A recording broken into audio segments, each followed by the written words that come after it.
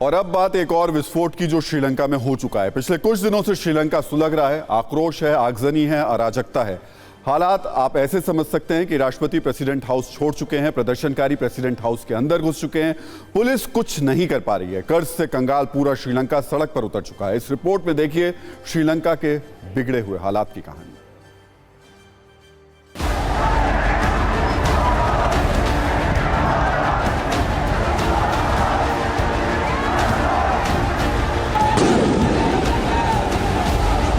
आर्थिक संकट की आग में धधक रहे श्रीलंका का संग्राम और भी भयानक हो चुका है। हर बदलते वक्त के साथ संकट बढ़ता जा रहा है। सड़क से लेकर सरकारी इमारतों तक आंदोलनकारियों का कब्जा है। राष्ट्रपति भवन में प्रदर्शनकारियों की ये तस्वीर श्रीलंका के हालात को बयां करने के लिए काफी है। प्रेसिडेंट हाउस की ओर लगातार प्रदर्शनकारियों का हुजूम कूच कर रहा है।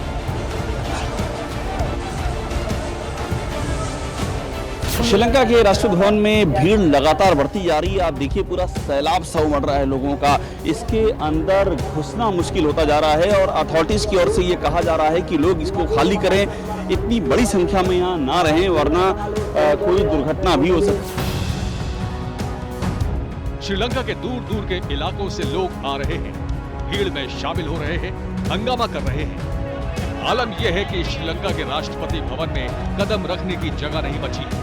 ऐसा लग रहा है श्रीलंका का प्रेसिडेंट हाउस एक पिकनिक स्पॉट बन गया है। श्रीलंका के राष्ट्रपति भवन में बेकाबू होती भीड़ को कंट्रोल करने के लिए वॉलंटियर्स को तैनात किया गया है।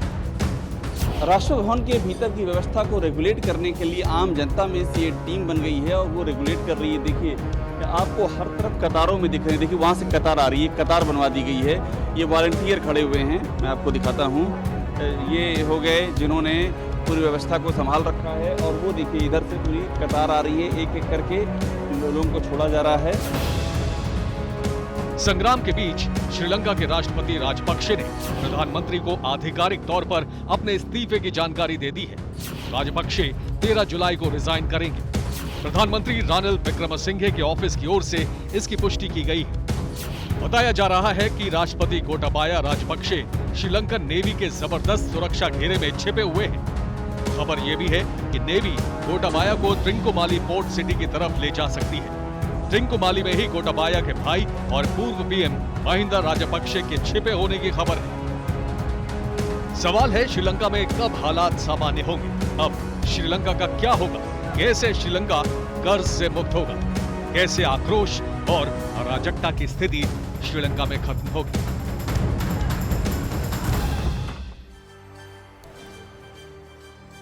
तो कहा यही जा रहा है कि श्रीलंका की इतनी बुरी हालत कर्ज की वजह से हुई। आपको जानकर हैरानी होगी कि भारत के ऊपर श्रीलंका से 12 गुना ज्यादा कर्ज है। लेकिन हकीकत यह है कि भारत के हालात कभी इतने बदतर नहीं होंगे। पहले यह समझिए कि भारत के ऊपर कितना कर्ज है। अभी श्रीलंका पर करीब 51 अरब डॉलर का कर्ज है। वहीं भारत की बात करें तो भारत पर करीब 620.7 अरब डॉलर का विदेशी कर्ज है इस वक्त।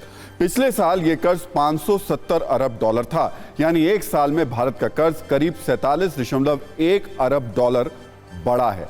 आसान भाषा में समझिए तो जितना कुल खर्च श्रीलंका पर कर्ज इस वक्त श्रीलंका पर है, लगभग उतना भारत पर सिर्फ एक साल में बढ़ गया।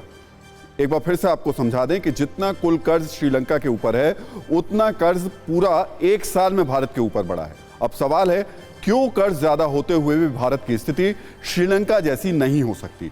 इस गणित को समझना बेहद जरूरी है। मार्च 2020 में भारत के कर्ज का जीडीपी से अनुपात करीब 20.6% था, जो मार्च 2021 में बढ़कर 21.1% हो गया।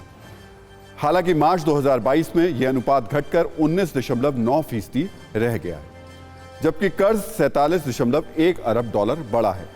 आपको बता दें कि कर्ज का जीडीपी से अनुपात जितना कम होगा, एक देश कर्ज चुकाने में उतना ही अधिक सक्षम होगा।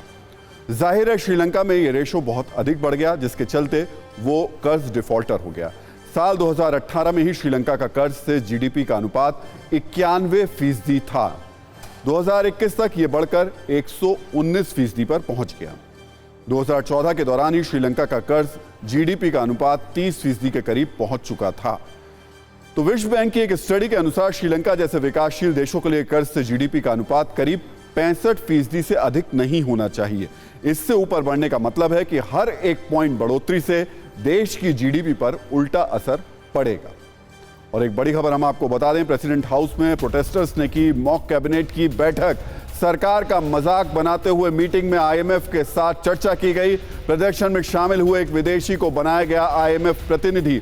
मॉक कैबिनेट मीटिंग में पीएम हाउस पर हुई आगजनी पर भी चर्चा की गई। एक दिन पहले प्रेसिडेंट हाउस में घुसे थे प्रदर्शनकारी।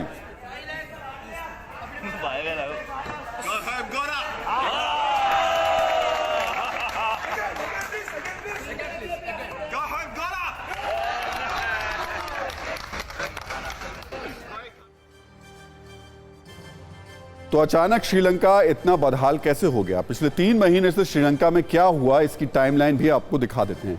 1 अप्रैल 2022 अस्थायी आपातकाल वहां पर लगाया गया।